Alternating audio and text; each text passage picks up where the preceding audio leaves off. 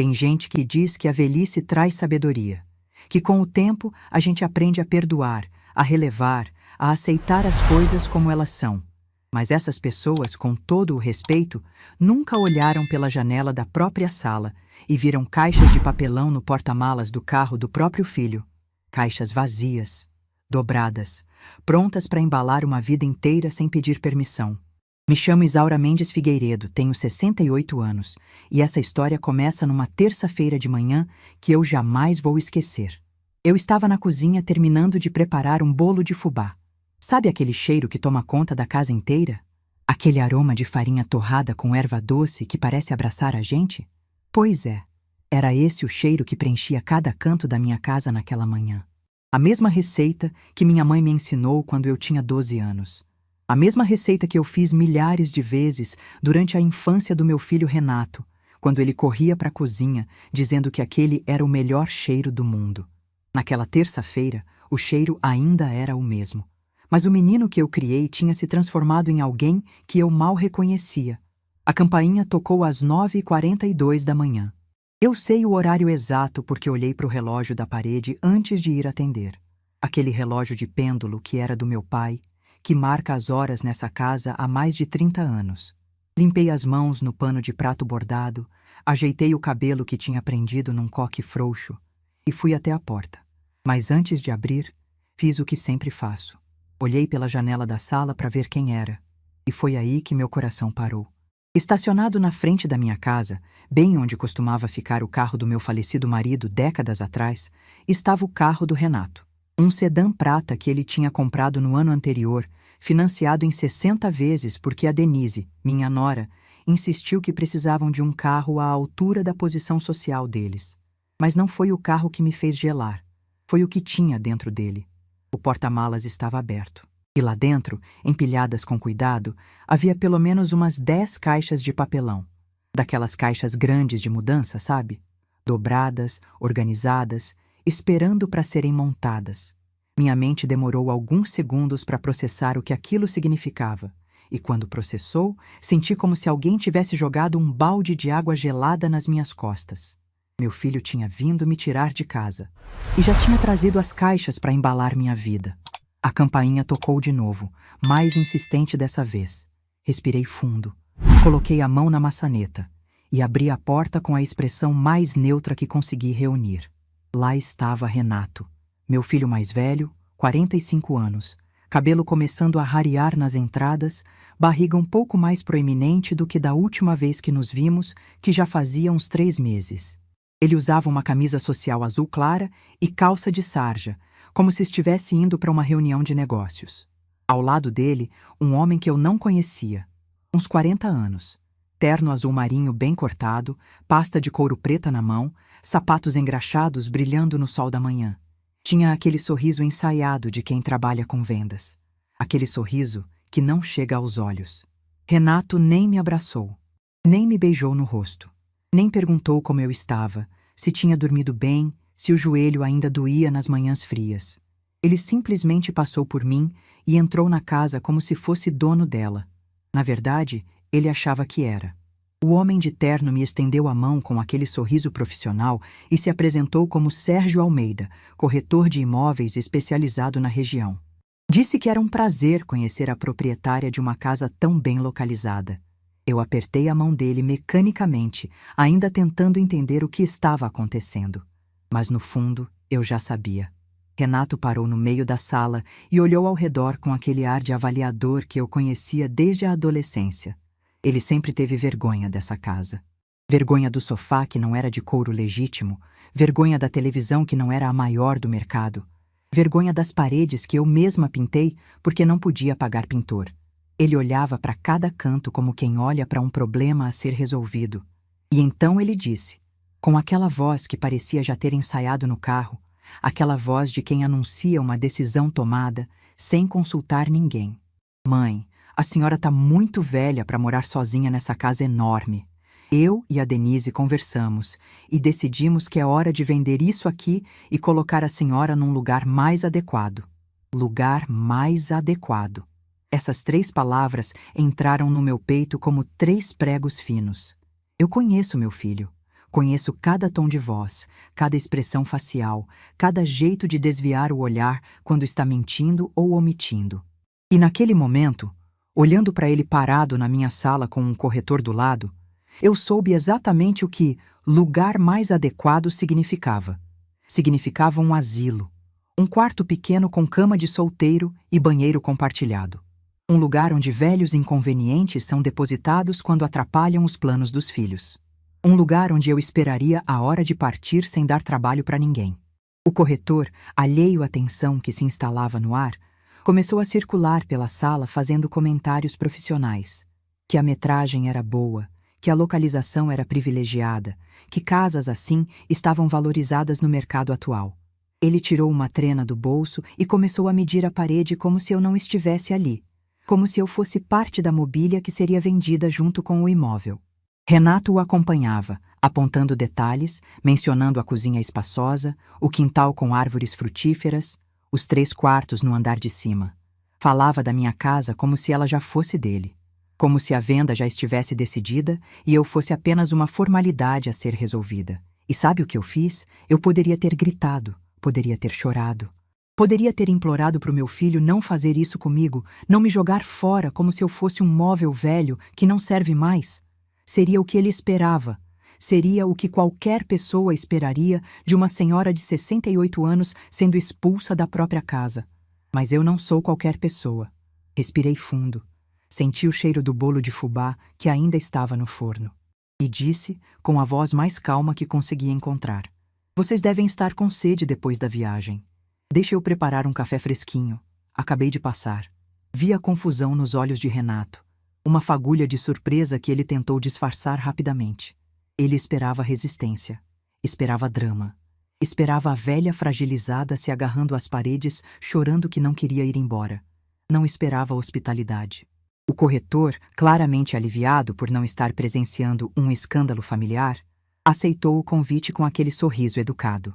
Disse que adoraria um café, que estava trabalhando desde cedo e ainda não tinha parado para tomar nada. Os dois se acomodaram no sofá da sala enquanto eu ia para a cozinha. Aquele mesmo sofá que eu comprei com o dinheiro de 3 meses de costura quando o Renato tinha 12 anos. Ele tinha chegado da escola um dia reclamando que nossos móveis eram feios demais para trazer amigos em casa, que ele tinha vergonha de morar numa casa de pobre. Eu não respondi nada na hora. Apenas engoli aquelas palavras como engoli tantas outras ao longo dos anos. E comecei a economizar. Cada moeda guardada, cada hora extra de trabalho, tudo para comprar um sofá que fizesse meu filho ter menos vergonha de mim. Agora, ele estava sentado naquele mesmo sofá, planejando me tirar da minha casa. Na cozinha, minhas mãos tremiam levemente enquanto eu preparava a bandeja. Não de medo, não de desespero. Tremiam de uma mistura estranha de tristeza e algo mais. Algo que eu só reconheceria completamente nas horas seguintes. Libertação. Peguei as xícaras boas do armário. Aquelas de porcelana branca com florzinhas azuis que eram da minha mãe. Coloquei o bolo de fubá num prato bonito, cortado em fatias generosas. Arrumei guardanapos de pano, daqueles que eu mesma bordei nas tardes de domingo. Se aquele ia ser o dia da verdade, que fosse com dignidade. O café estava na temperatura perfeita. Forte, encorpado, torrado e moído por mim mesma, porque nunca me acostumei com café de pacote de supermercado. Coloquei tudo na bandeja de prata que ganhei de presente de casamento há mais de 40 anos e voltei para a sala. Servi os dois com toda a calma do mundo. Primeiro o corretor, porque visita se serve primeiro, como minha mãe me ensinou. Depois, Renato, que pegou a xícara sem me olhar nos olhos, sem agradecer, sem demonstrar nenhum tipo de reconhecimento pelo gesto. Sentei na poltrona que era do meu pai. Veludo verde desbotado pelo tempo. Estrutura de madeira maciça que ele mesmo construiu. Trouxe essa poltrona da casa dele quando ele se foi, há quase 30 anos. É o único lugar da casa onde me sinto completamente segura. Onde me sinto abraçada por alguém que realmente me amou. O corretor elogiou o café. Disse que estava melhor que de cafeteria, que fazia tempo que não tomava um café de verdade assim. Perguntou se era segredo de família. Respondi que era a receita da minha mãe e que bom café se faz com paciência e cuidado. Ele sorriu, sem perceber o peso daquelas palavras. Renato não disse nada. Tomava o café em silêncio, olhando ao redor, provavelmente calculando quanto cada cômodo valeria, quanto dinheiro entraria na conta dele quando vendesse a casa da própria mãe. Sérgio puxou alguns papéis da pasta e começou a explicar o processo. Falava sobre avaliação técnica, fotos profissionais, estratégia de anúncio, visitas agendadas, propostas, negociação, fechamento de contrato. Cada palavra que saía da boca dele era mais um tijolo sendo colocado no muro que meu filho construía entre nós. E então veio a frase que eu estava esperando. Para dar andamento ao processo, disse o corretor com aquele tom profissional ensaiado. Vou precisar ver a documentação do imóvel. Escritura, IPTU, certidões negativas. A senhora tem tudo isso em mãos, dona Isaura? Olhei para Renato. Ele estava com aquele ar de superioridade que eu conhecia desde que ele era adolescente e descobriu que podia me machucar com palavras sem que eu revidasse. Tinha certeza absoluta de que já tinha vencido, que eu era uma velha frágil, sozinha, sem recursos, que aceitaria qualquer coisa para não perder o único filho que morava perto. Ele não fazia ideia do que estava por vir. Tenho sim, respondi com a voz tranquila. Está tudo guardado no meu quarto. Deixa eu buscar. Levantei devagar da poltrona do meu pai. Atravessei a sala sem pressa, sentindo o peso do olhar deles nas minhas costas. Entrei no meu quarto, fechei a porta e fui até o guarda-roupa. Lá no fundo, escondido atrás das caixas de sapato e dos cobertores de inverno, estava o cofre que minha filha Luciana me deu de presente há 5 anos. Um cofre pequeno, discreto, com senha digital que só eu e ela conhecemos. Digitei os 6 números. Ouvi o clique da trava se abrindo. E peguei a pasta azul marinho que estava ali dentro há 2 anos, esperando exatamente por esse momento. Voltei para a sala, no mesmo ritmo calmo, sem pressa, sem ansiedade. Sentei novamente na poltrona do meu pai e estendi a pasta para o corretor. Está tudo aí, eu disse. Pode verificar à vontade. Sérgio abriu a pasta com aquele profissionalismo automático de quem já viu milhares de escrituras na vida. Passou os olhos pela primeira página. E então, seu rosto começou a mudar.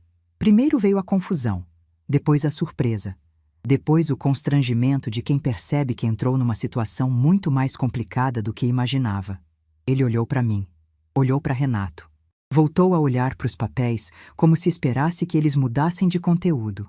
Senhor Renato, ele disse devagar, escolhendo cada palavra com cuidado. Acho que houve algum engano aqui. Renato franziu a testa e arrancou os documentos da mão do corretor. Vi cada emoção passar pelo rosto do meu filho como nuvens num dia de tempestade.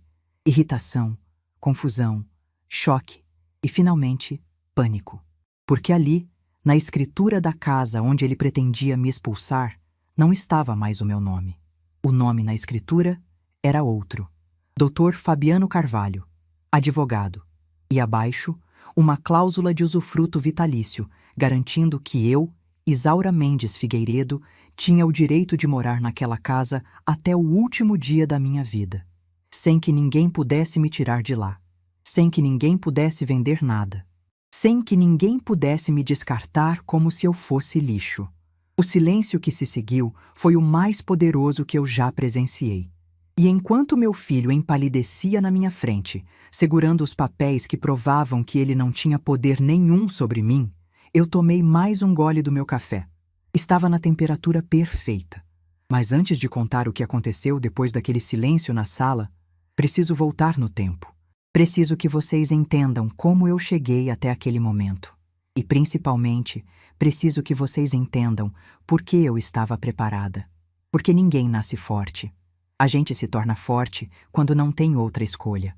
Minha história com Renato começa 37 anos atrás, numa quinta-feira de março que dividiu minha vida em 2 partes, antes e depois. Eu tinha 31 anos naquela época. Era casada com Osvaldo Figueiredo há 10 anos, mãe de 2 filhos pequenos. Renato tinha acabado de fazer 8 anos e Luciana, minha caçula, tinha 5. Morávamos numa casa alugada em Sorocaba, interior de São Paulo, numa rua tranquila, onde todo mundo se conhecia. Osvaldo trabalhava como vendedor de autopeças e eu era dona de casa. Cuidava das crianças, da casa, do marido. Achava que essa era a minha função na vida. Achava que estava fazendo tudo certo, Naquela quinta-feira, acordei às 6 da manhã como sempre. Preparei o café, arrumei as crianças para a escola, dei um beijo no Osvaldo antes dele sair para o trabalho. Ele disse que chegaria tarde porque tinha uma viagem para a cidade vizinha, reunião com fornecedor. Eu disse para ele tomar cuidado na estrada. Ele sorriu, daquele jeito que eu achava carinhoso, e foi embora. Foi a última vez que vi meu marido. Depois de deixar as crianças na escola, fui ao mercado fazer compras da semana. Voltei para casa por volta das 11, com as sacolas pesadas e a lista mental de tudo o que precisava fazer antes das crianças voltarem. Abri a porta e senti que algo estava diferente. A casa estava silenciosa demais e vazia demais. Fui até o quarto e encontrei o guarda-roupa do Osvaldo aberto. As gavetas dele, vazias. Os ternos, sumidos. Os sapatos, levados. Até a maleta de couro que ele usava para guardar documentos importantes tinha desaparecido. Meu coração começou a acelerar. Corri até a cômoda onde guardávamos o dinheiro da casa, aquele envelope com o pagamento do aluguel e as contas do mês. O envelope estava lá, mas vazio. Cada centavo que tínhamos guardado, sumido. Foi quando vi o bilhete. Estava em cima da cama, preso embaixo do despertador. Um pedaço de papel de caderno dobrado ao meio com a letra que eu conhecia tão bem. A letra do homem com quem eu tinha dividido 10 anos da minha vida. 4 linhas. Só 4 linhas para destruir uma família inteira. Isaura, não aguento mais essa vida. Encontrei alguém que me faz feliz de verdade. Não me procure. As crianças ficam com você. Li aquelas palavras uma vez, 2 vezes, 3 vezes. Como se reler pudesse mudar o que estava escrito. Como se eu pudesse acordar daquele pesadelo e descobrir que era só um sonho ruim. Mas não era sonho. Era a realidade mais cruel que eu já tinha enfrentado. Sentei na cama, que ainda tinha o cheiro dele no travesseiro, e chorei. Chorei como não chorava desde criança, com soluços que sacudiam meu corpo inteiro, com lágrimas que pareciam não ter fim. Chorei por mim, pelos meus filhos, pela vida que eu achava que tinha e que nunca existiu de verdade. Não sei quanto tempo fiquei ali. Sei que em determinado momento olhei para o relógio e vi que faltava meia hora para buscar as crianças na escola. Lavei o rosto, prendi o cabelo, vesti uma roupa que não estivesse amassada de tanto chorar e fui buscar meus filhos como se nada tivesse acontecido. No caminho de volta para casa, Renato perguntou por que meus olhos estavam vermelhos. Inventei que tinha entrado sabão durante a faxina. Luciana perguntou o que tinha de lanche. Respondi que tinha feito bolo de cenoura, o favorito dela. Fingi normalidade durante o almoço inteiro, enquanto por dentro eu estava desmoronando pedaço por pedaço. Só contei a verdade para as crianças 3 dias depois, quando não tinha mais como esconder. Quando os vizinhos começaram a perguntar pelo Osvaldo. Quando a dona do mercado comentou que tinha visto meu marido com outra mulher na cidade vizinha. Quando a mentira ficou impossível de sustentar. Sentei os dois no sofá da sala e expliquei, com as palavras mais simples que encontrei, que o pai deles tinha ido embora. Que não ia mais voltar. Que agora éramos só nós 3, mas que tudo ficaria bem. Que eu ia cuidar deles, proteger eles, dar tudo o que eles precisassem. Luciana chorou baixinho, agarrada no meu braço. Renato não chorou. Ficou em silêncio, olhando para a parede, com uma expressão que eu nunca tinha visto no rosto de uma criança de 8 anos. Uma mistura de confusão, raiva e algo que parecia vergonha. Ele nunca mais falou sobre o pai depois daquele dia. Nunca perguntou onde ele estava, se estava bem, se algum dia voltaria. Era como se Osvaldo tivesse sido apagado da memória dele. Mas eu sabia que não tinha sido apagado. Tinha sido enterrado fundo, num lugar onde a dor se transforma em outra coisa. As semanas seguintes foram as mais difíceis da minha vida. Descobri que Osvaldo tinha deixado 3 meses de aluguel atrasado, que tinha dívidas em 2 lojas do centro, que o carro que ele dirigia estava no nome de outra pessoa. Cada dia trazia uma nova surpresa ruim, uma nova conta para pagar, um novo problema para resolver. Mas a pior descoberta veio 3 semanas depois do abandono. Eu estava no mercado quando encontrei Dona Zélia, uma vizinha fofoqueira que conhecia todo mundo na cidade. Ela me olhou com aquele ar de piedade misturada com curiosidade e disse, baixinho como quem conta um segredo. Coitada de você, Isaura. Aguentar 10 anos de casamento sem saber que ele tinha outra família. Senti o chão sumir debaixo dos meus pés. Outra família? Perguntei, tentando manter a compostura. Dona Zélia arregalou os olhos, percebendo que tinha falado demais. Mas a essa altura já não tinha como voltar atrás. Ela me contou tudo. Que Osvaldo mantinha outra mulher numa cidade a 40 quilômetros dali há pelo menos 3 anos. Que tinha um filho com ela, um menino de 2 anos. Que todo mundo na rua sabia, menos eu. Todo mundo sabia, menos eu. A humilhação foi tão grande quanto a dor da traição. Enquanto eu lavava as cuecas dele, passava as camisas dele, preparava o jantar dele, ele estava construindo outra vida com outra mulher.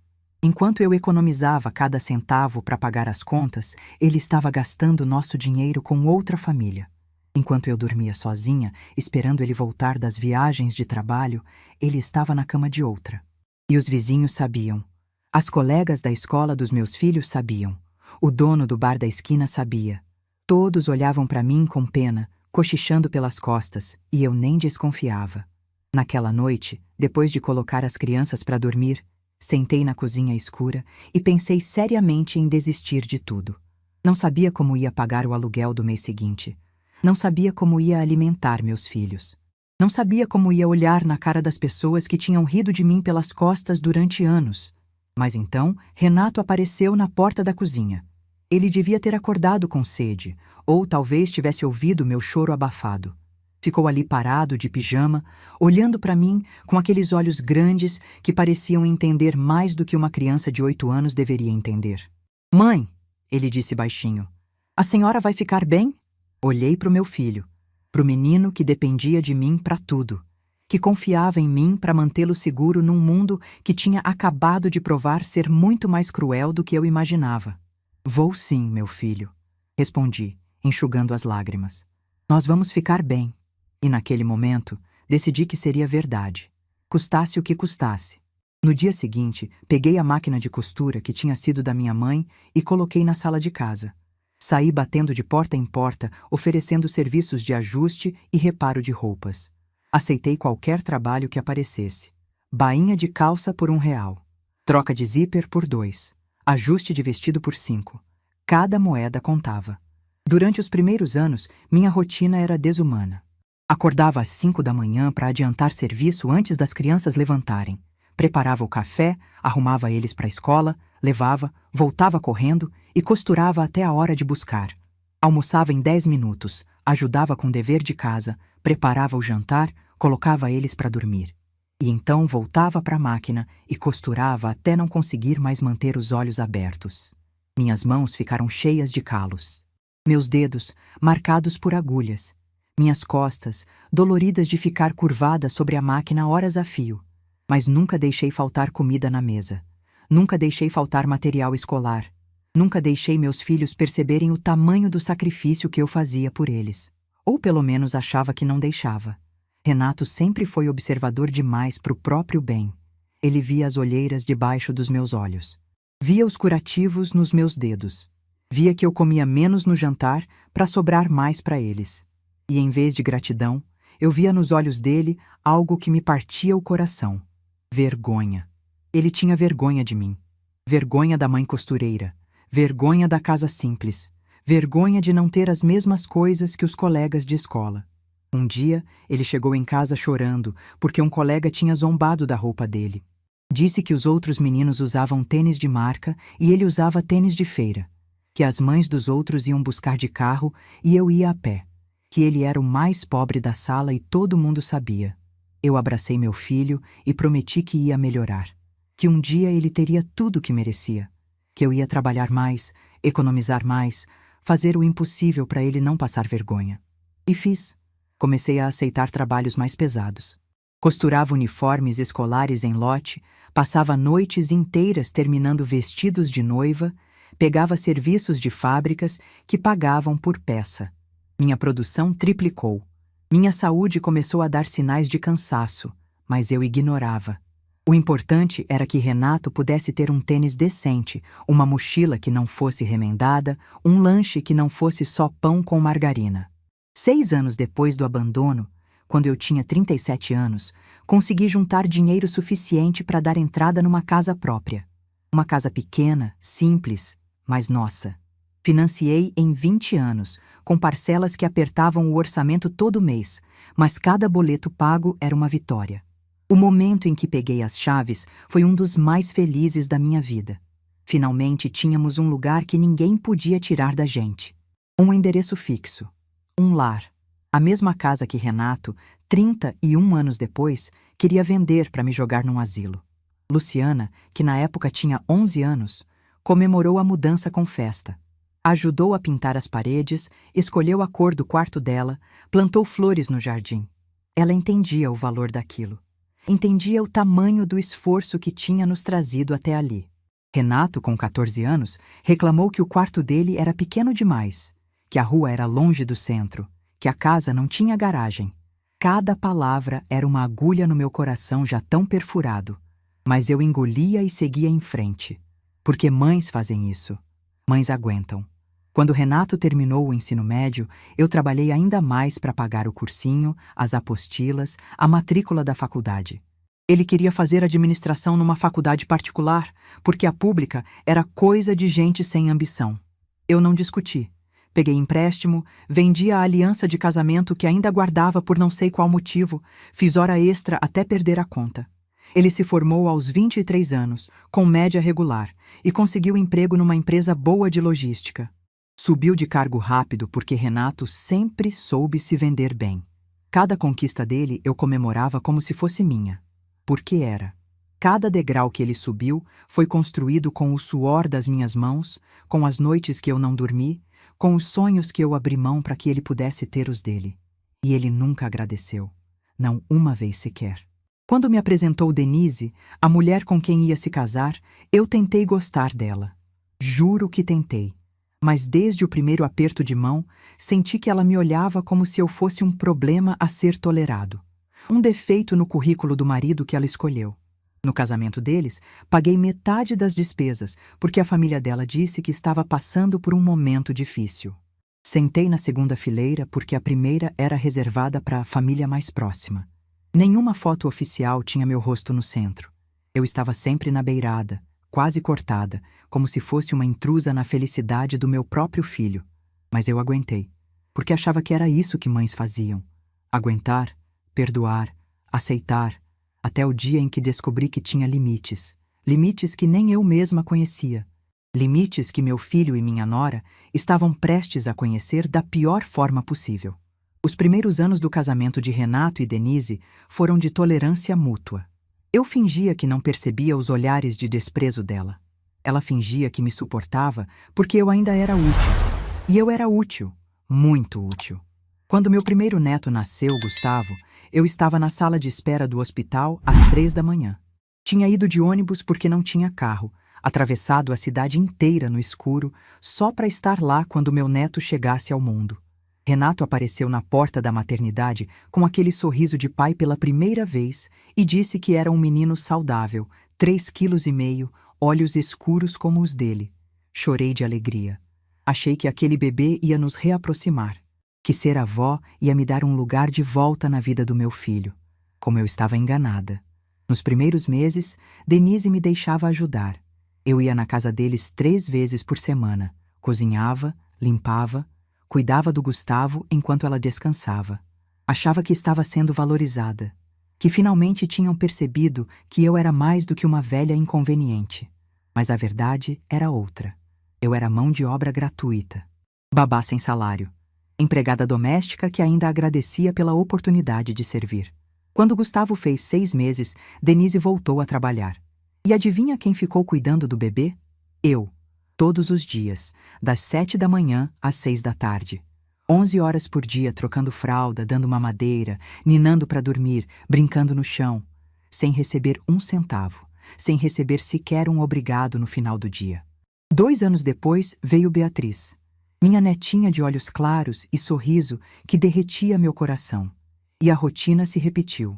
Mais trabalho, mais dedicação, mais invisibilidade. Eu amava aquelas crianças. Amo até hoje, mas o amor que eu sentia por elas foi sendo usado contra mim. Cada vez que eu tentava estabelecer um limite, Denise usava os netos como moeda de troca. Se eu não pudesse ficar com eles num final de semana, ela cancelava minha visita do mês seguinte. Se eu opinasse sobre qualquer coisa relacionada à criação deles, ela me lembrava que a avó não educa, a avó só mima. Renato assistia a tudo calado. Às vezes, eu procurava nos olhos dele algum resquício do menino que perguntou se eu ficaria bem naquela noite na cozinha. Mas aquele menino tinha desaparecido. No lugar dele, havia um homem moldado pela esposa, que preferia o silêncio covarde ao confronto necessário. Conforme os anos passaram, minha presença foi se tornando cada vez mais opcional. Os netos cresceram, entraram na escola, começaram a ter atividades próprias. E eu, que tinha sido tão necessária quando eles eram bebês, fui sendo empurrada para a margem aos poucos. As visitas semanais viraram quinzenais. As quinzenais viraram mensais. As mensais viraram quando der. Ligava para o celular do Renato e caía na caixa postal. Mandava mensagem e ele respondia dias depois com um "Desculpa, mãe, correria". Fui sendo apagada da vida deles tão devagar que quase não percebi acontecendo. Quase. O momento em que tudo ficou claro aconteceu há 4 anos, numa festa que nunca vou esquecer.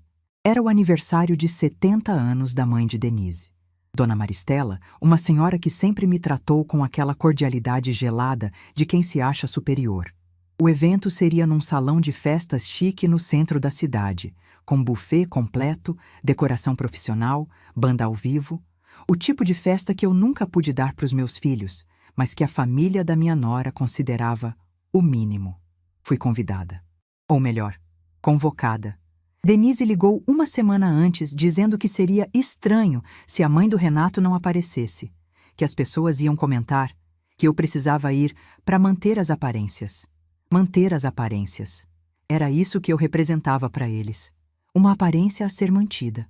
Mesmo assim, fui. Comprei um vestido novo com o dinheiro que tinha guardado para trocar o chuveiro que estava com defeito. Fui ao salão arrumar o cabelo, coisa que não fazia há anos. Escolhi um presente caro, um conjunto de toalhas bordadas que custou quase 1/3 da minha aposentadoria. Cheguei no salão e imediatamente me senti deslocada. Todo mundo ali parecia se conhecer, menos eu.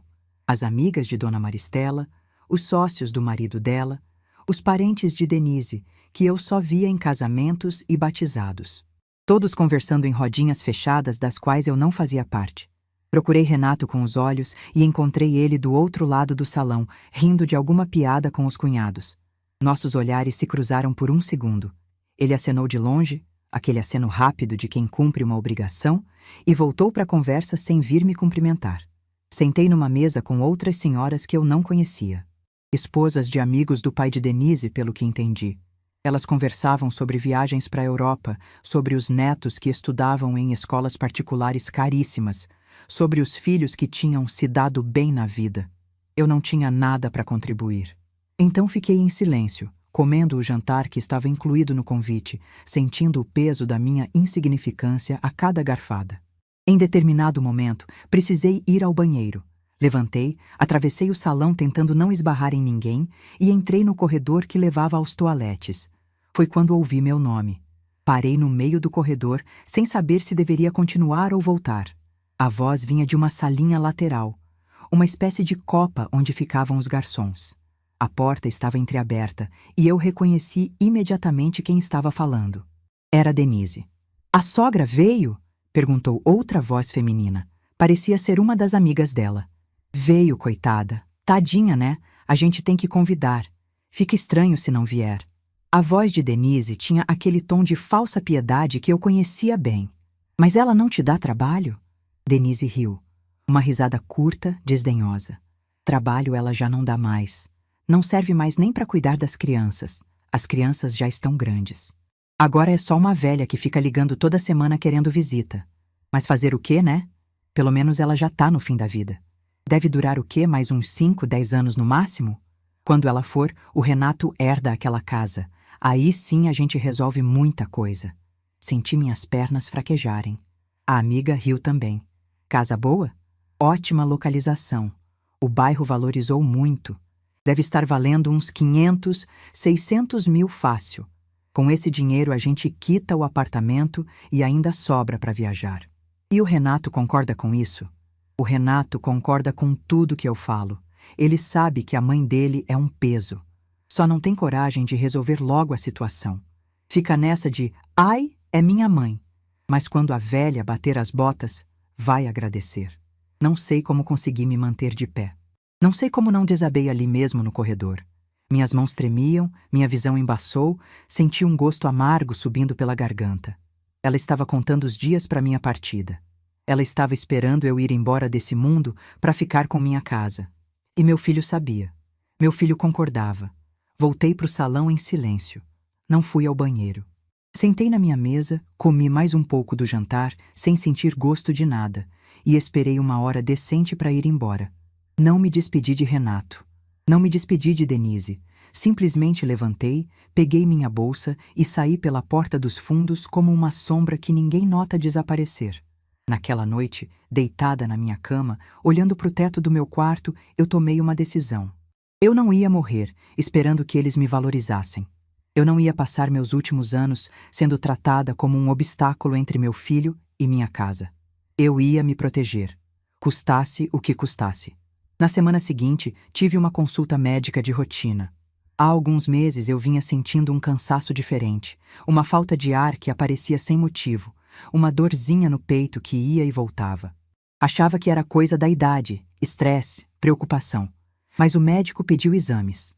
Os resultados chegaram 10 dias depois. Eu tinha um problema no coração. Nada que fosse me levar embora no dia seguinte, mas sério o suficiente para precisar de acompanhamento constante.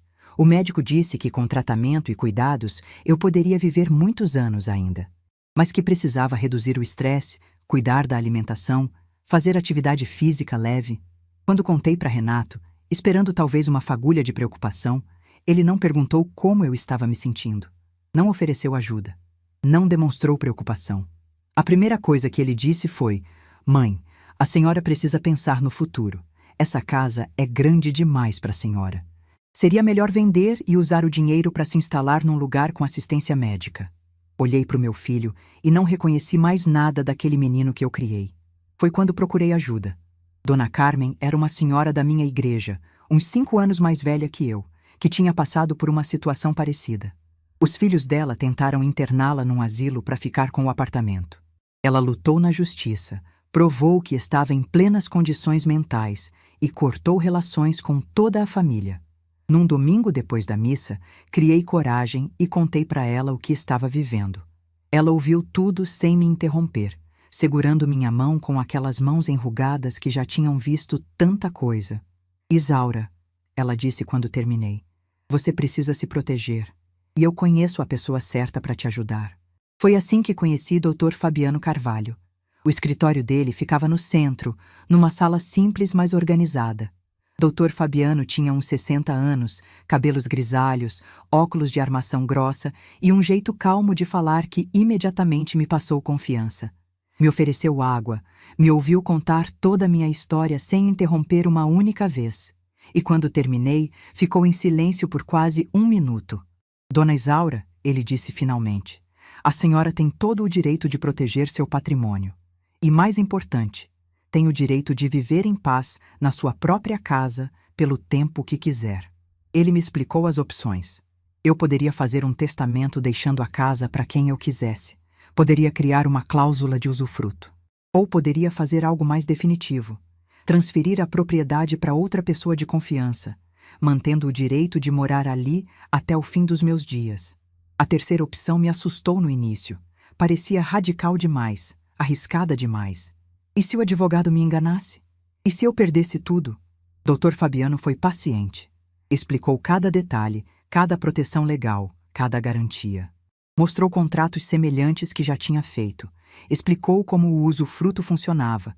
Garantiu que eu não perderia nada. E fez uma pergunta que me desarmou completamente. "Dona Isaura, se a senhora ficasse impossibilitada amanhã, quem cuidaria da senhora?"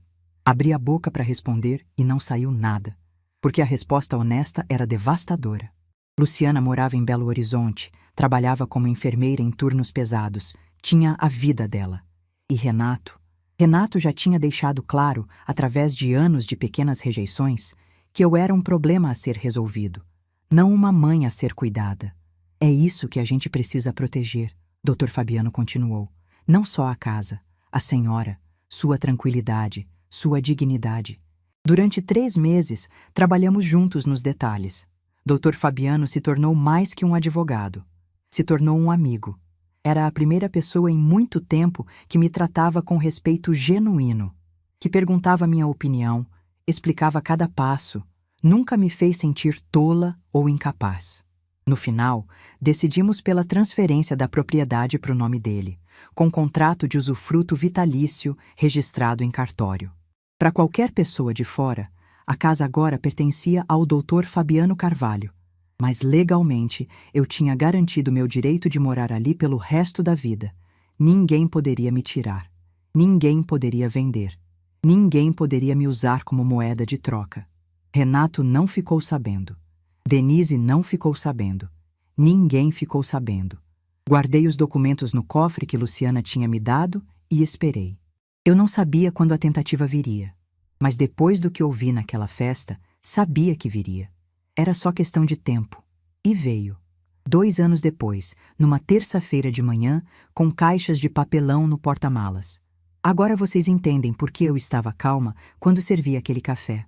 Por que não chorei quando meu filho disse que ia me colocar num lugar mais adequado? Por que não tremi quando o corretor pediu a escritura?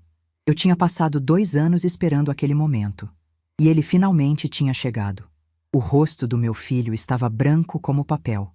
As mãos dele tremiam segurando aqueles documentos que provavam o que ele jamais imaginou. Sua velha mãe tinha sido mais esperta do que ele.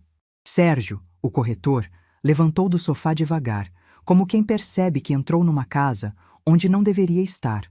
Olhava de mim para Renato, de Renato para mim, claramente calculando a forma mais rápida de sair daquela situação. Senhor Renato, ele disse com a voz cautelosa, acho que houve algum mal-entendido aqui. Esse tipo de situação, talvez seja melhor vocês conversarem em família primeiro. Eu posso voltar outro dia, ou... Renato nem olhou para ele. Estava fixo nos papéis, lendo e relendo as cláusulas, como se esperasse que as palavras mudassem de significado.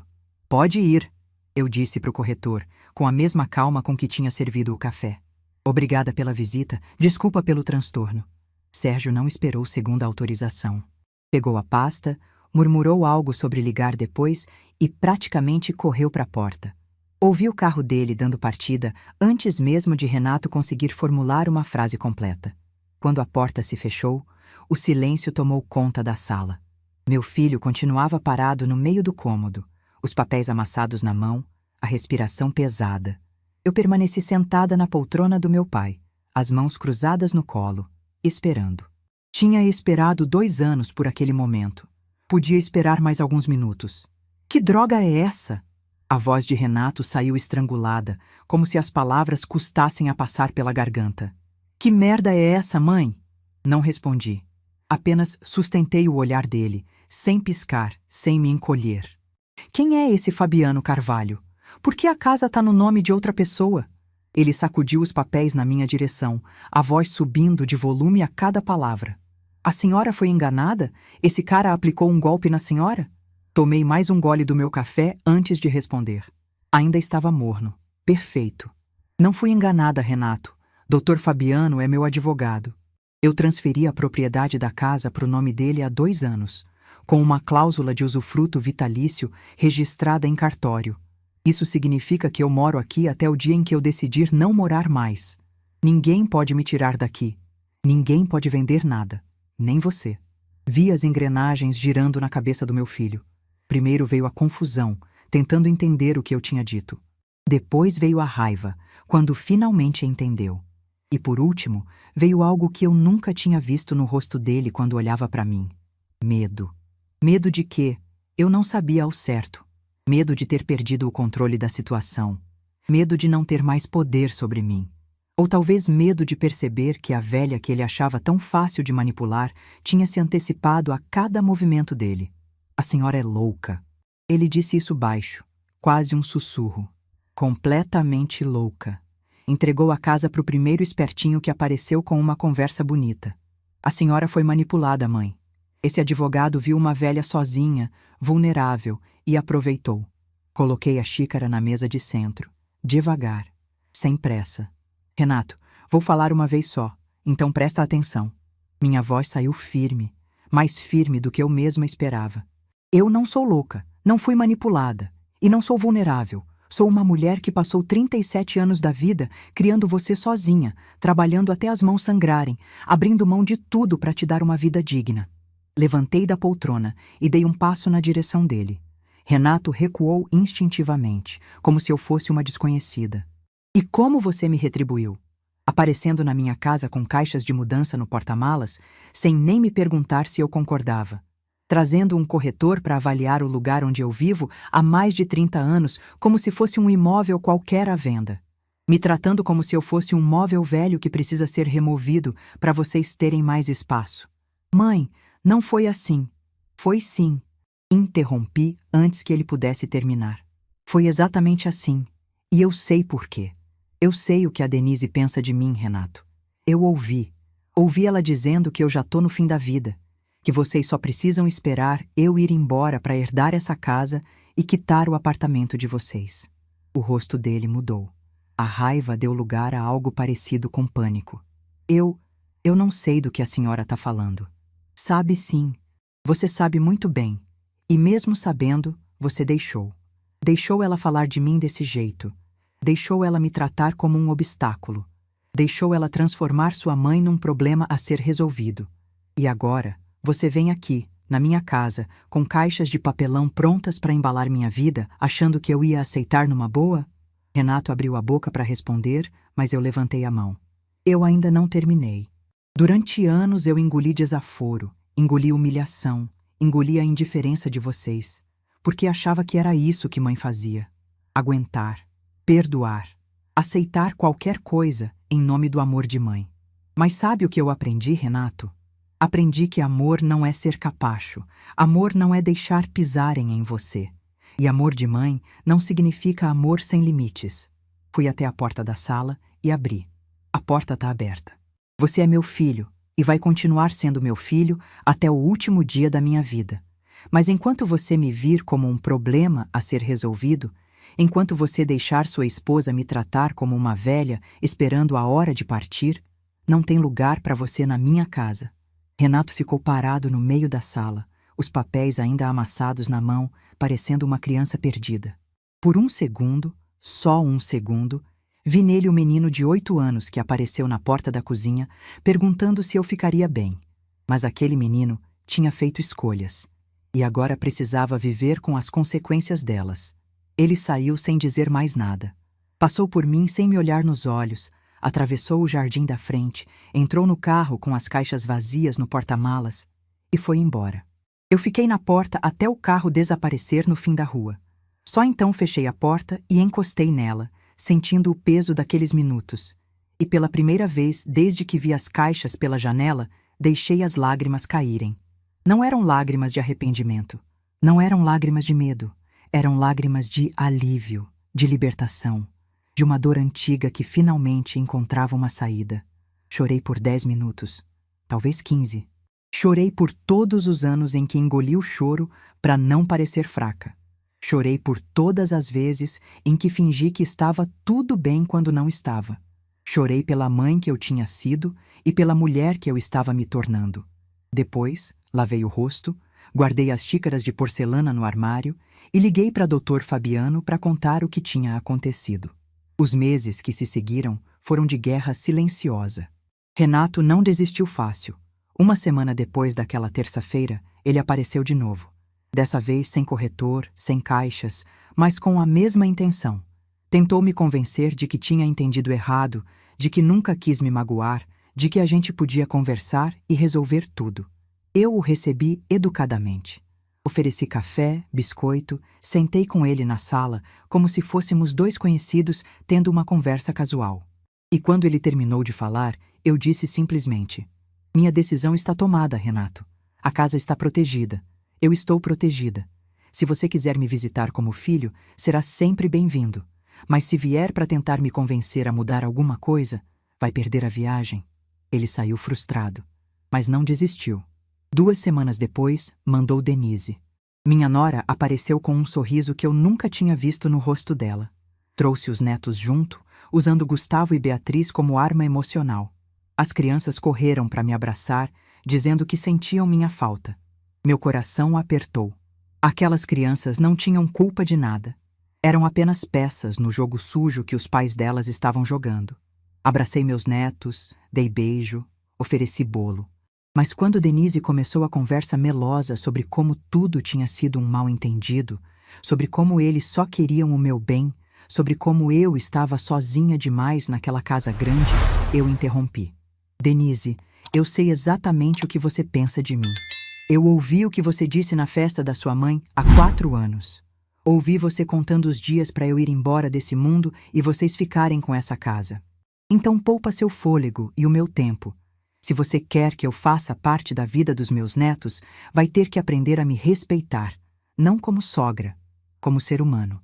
O sorriso desapareceu do rosto dela, como se eu tivesse jogado água fria. Ela pegou as crianças pela mão, murmurou algo sobre eu estar muito alterada e foi embora batendo o portão. Depois vieram os advogados.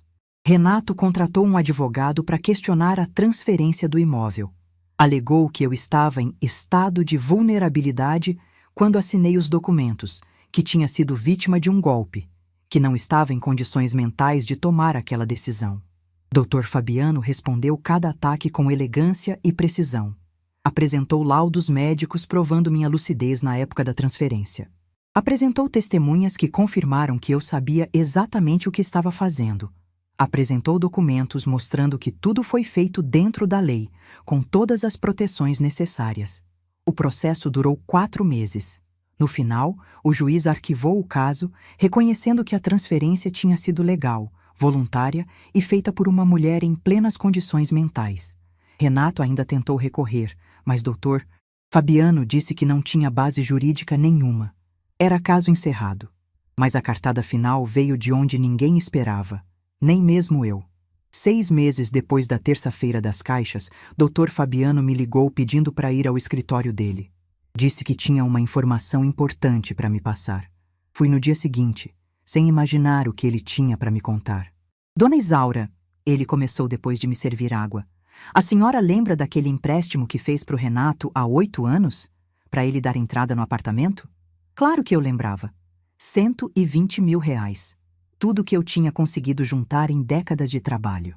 Renato tinha me procurado desesperado, dizendo que precisava dar entrada num apartamento que a Denise estava grávida do Gustavo.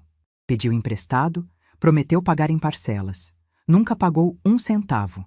Eu cobrei no início, mas ele sempre tinha desculpa. Depois parei de cobrar.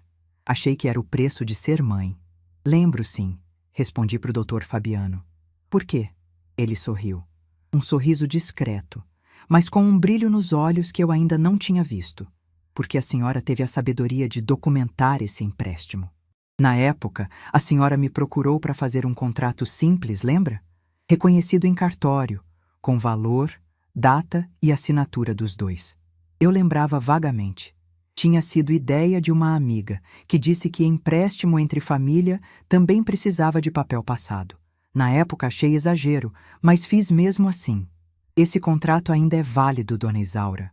E com os juros legais acumulados nesses 8 anos, a dívida hoje está em quase 200 mil reais. Fiquei em silêncio, processando a informação. E tem mais, Dr. Fabiano continuou. Fiquei sabendo que o Renato está tentando vender o apartamento dele. Parece que a empresa onde ele trabalha passou por reestruturação, ele foi demitido há 2 meses e está precisando do dinheiro. Mas para vender um imóvel, ele precisa de certidão negativa de débitos. Ele fez uma pausa dramática. E adivinha quem aparece como principal credora dele? Senti um arrepio subir pela espinha. Não de medo, de algo parecido com justiça. Meu filho tinha tentado me tirar tudo que eu tinha. Tinha tentado vender minha casa para resolver os problemas financeiros dele.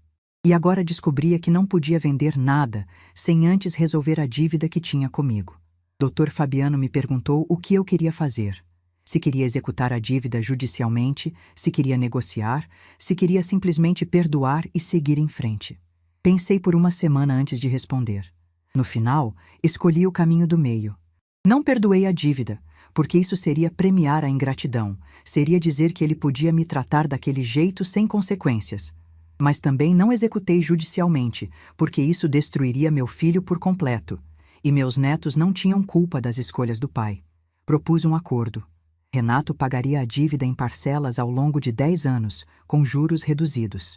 Em troca, eu abriria mão formalmente de qualquer direito sobre a herança futura dele.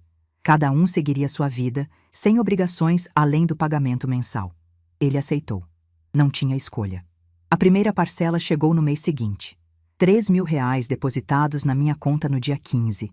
E todas as outras desde então, sem atraso. Todo mês, no dia certo, o dinheiro aparece.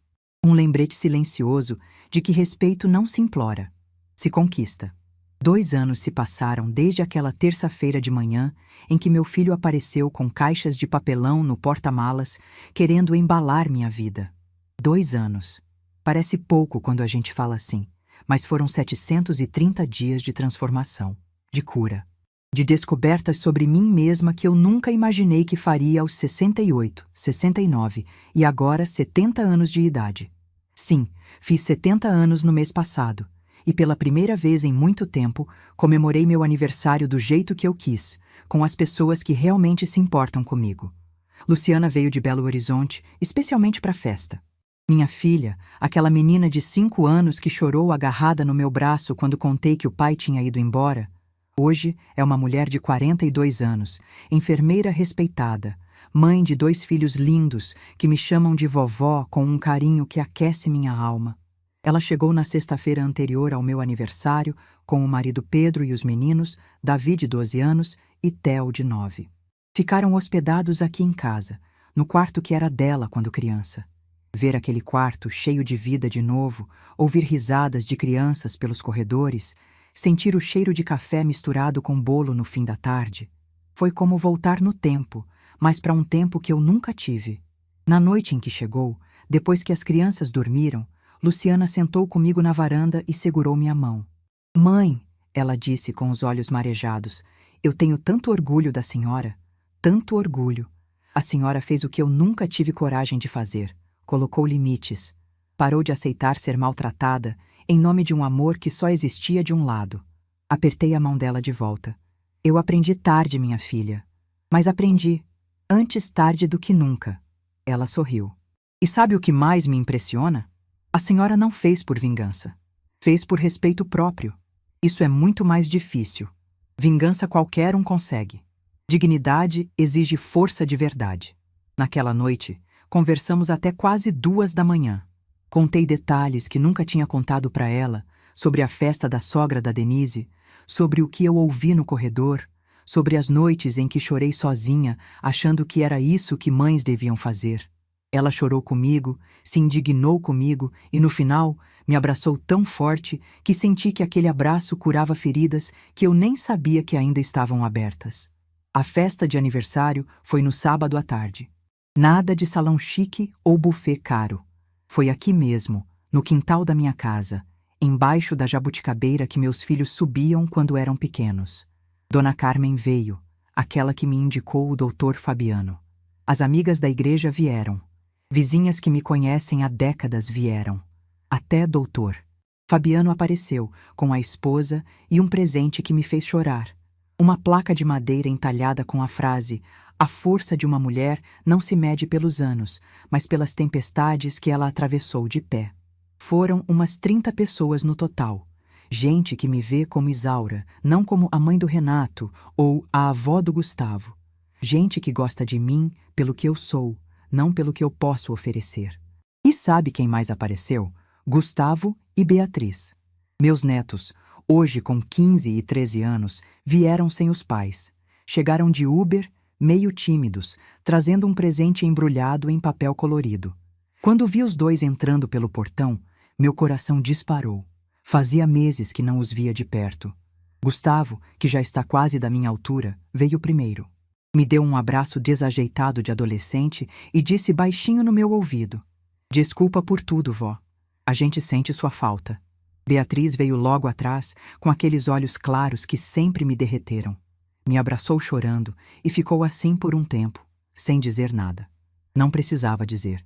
Eu entendia. Aquelas crianças não tinham culpa do que os pais fizeram.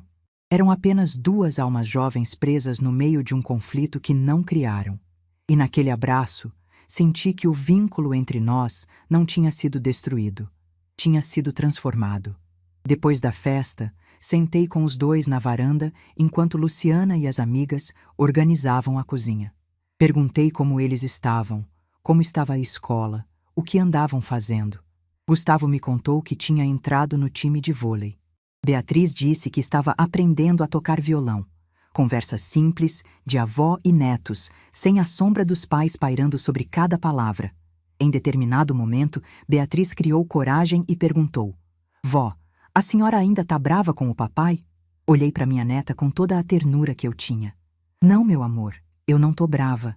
Brava eu fiquei por muito tempo, mas raiva cansa. O que eu sinto agora é distância.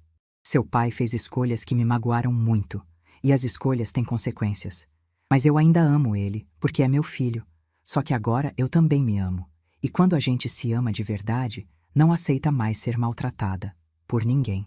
Gustavo ficou em silêncio, processando. Depois disse: O pai tá diferente, vó, mais quieto. Acho que ele se arrependeu. Não respondi nada. Apenas assenti com a cabeça. Talvez Renato tivesse se arrependido. Talvez não. A essa altura, não fazia mais diferença para mim. O que importava era que eu tinha feito minha paz com a situação. Os netos foram embora no fim da tarde, prometendo voltar mais vezes. E dessa vez, eu acreditei. Porque o vínculo entre nós agora era construído em bases diferentes. Não era mais a avó que servia, que se calava, que aceitava qualquer migalha de afeto. Era uma avó que se respeitava e que por isso mesmo merecia ser respeitada de volta. Sobre Renato, vocês devem estar querendo saber. Não o vejo há mais de um ano. A última vez foi num aniversário de Beatriz, há mais de um ano. Ele estava mais magro, com olheiras fundas, aquele ar de quem carrega peso demais nos ombros. Nos cumprimentamos com um aceno educado. Trocamos 2 ou 3 frases sobre o tempo e a comida. E foi só. Não teve abraço, não teve conversa de coração. Mas também não teve briga, não teve acusações. Apenas 2 estranhos que já foram muito próximos.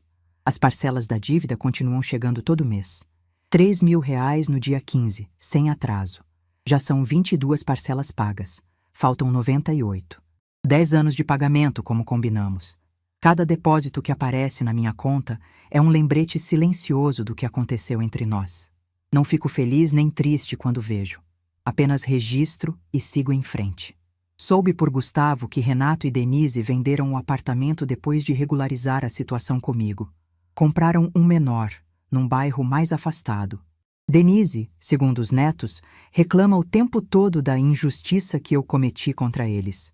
Mas, curiosamente, nunca mais apareceu na minha porta. Acho que finalmente entendeu que eu não sou a velha frágil que ela imaginava. Minha saúde, graças a Deus, está estável. O problema no coração que descobri há 4 anos está controlado com medicação e acompanhamento. O cardiologista disse que posso viver muitos anos ainda se continuar me cuidando. E é isso que tenho feito. Caminho toda manhã no parque perto de casa, faço hidroginástica 2 vezes por semana, cuido da alimentação. Não porque tenho medo de partir, mas porque descobri que gosto de viver. Minha rotina hoje é simples, mas me faz feliz. Acordo cedo, tomo café olhando o jardim, cuido das plantas que minha mãe me ensinou a cultivar. Nas terças e quintas, tenho o encontro do grupo de senhoras da igreja. Nas quartas, faço trabalho voluntário num abrigo para mulheres em situação de vulnerabilidade. Nas sextas, Dona Carmen vem aqui para a tarde de café e conversa. Nos fins de semana, descanso, leio, assisto minhas novelas, falo com Luciana por videochamada. É uma vida pequena para os padrões de muita gente, mas é minha, inteiramente minha. E depois de décadas vivendo em função dos outros, descobri que não existe luxo maior do que acordar de manhã e decidir o que fazer com o próprio dia sem precisar da aprovação de ninguém. Outro dia, uma das mulheres do abrigo onde faço voluntário me perguntou como eu consegui ter forças para enfrentar meu próprio filho. Ela estava passando por uma situação parecida, os filhos querendo interná-la para ficar com o apartamento dela. Segurei a mão dela e disse a verdade. Não foi fácil. Não foi nem um pouco fácil. Teve noites em que eu chorei até dormir. Noites em que eu me perguntei se estava fazendo a coisa certa. Noites em que a culpa de mãe tentou me convencer de que eu era egoísta por me proteger. Mas sabe o que me deu forças? Entender que eu merecia ser tratada com dignidade. Não por ser mãe, não por ser velha, não por ter sacrificado tanto. Simplesmente por ser gente. Todo ser humano merece respeito básico. E quando esse respeito não vem de quem deveria dar naturalmente, a gente precisa buscá-lo em outro lugar. Nem que seja dentro de si mesma. A casa continua no nome do Dr. Fabiano, e assim vai permanecer. Ele se tornou mais do que advogado, se tornou um amigo querido. Vez ou outra almoça aqui com a esposa, Dona Regina, uma senhora adorável que me ensinou a fazer um bolo de laranja que ficou no meu repertório. É estranho pensar que a pessoa que eu escolhi para proteger meu patrimônio se tornou alguém tão presente na minha vida. Mas a vida é assim, cheia de surpresas boas no meio das ruins. Já deixei tudo documentado sobre o que acontece com a casa quando eu partir. Dr. Fabiano vai vender e dividir o valor entre 3 instituições. Uma que acolhe mulheres abandonadas, uma que cuida de idosos em situação de rua e uma bolsa de estudos para jovens de baixa renda que querem fazer faculdade. Gente como eu fui, que precisa de uma chance para recomeçar. Renato não vai receber nada da casa. Não por vingança, mas porque ele já recebeu tudo que eu podia dar enquanto eu estava viva. O amor, o sacrifício, os anos de dedicação, o dinheiro emprestado que agora ele está devolvendo. Quando eu for, não vou dever nada a ele. E ele vai ter que construir o futuro dos filhos com o próprio esforço, como eu construí o dele.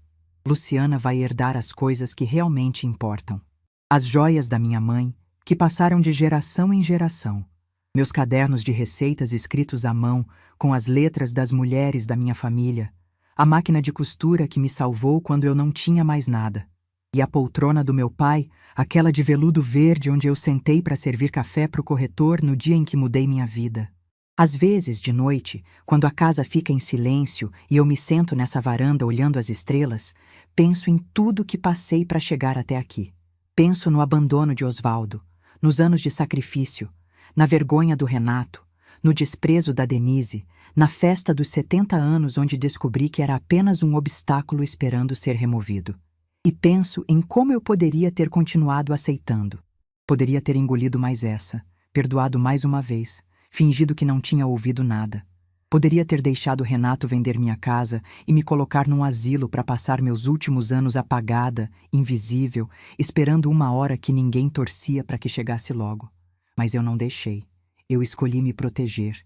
Eu escolhi me valorizar. Eu escolhi dizer basta. E essa escolha, que pareceu tão difícil naquele momento, se revelou a mais libertadora da minha vida. Se você está ouvindo essa história e se reconhece em alguma parte dela, quero que saiba de uma coisa. Nunca é tarde. Nunca é tarde para estabelecer limites, para exigir respeito, para dizer não. Nunca é tarde para descobrir que você merece mais do que migalhas de afeto de quem deveria te valorizar. Eu tinha 64 anos quando ouvi minha nora dizer que eu estava no fim da vida. Eu tinha 66 quando transferi minha casa para o nome de um advogado que mal conhecia. Eu tinha 68 quando meu filho apareceu com caixas de mudança para me descartar. E eu tenho 70 anos agora, sentada na varanda da minha casa, dona da minha vida, cercada de pessoas que me amam de verdade. Meu filho quis me apagar. Quis me reduzir a um problema a ser resolvido, a um obstáculo a ser removido, a uma velha esperando a hora de liberar a herança. Mas eu estou aqui, na minha casa, vivendo a minha vida, escrevendo a minha história até a última página. E essa história, meu filho, quem escreve sou eu. Se essa história tocou seu coração, deixe seu like, se inscreva no canal e comente aqui embaixo. No meu lugar, o que você faria? Sua mensagem pode iluminar o dia de alguém.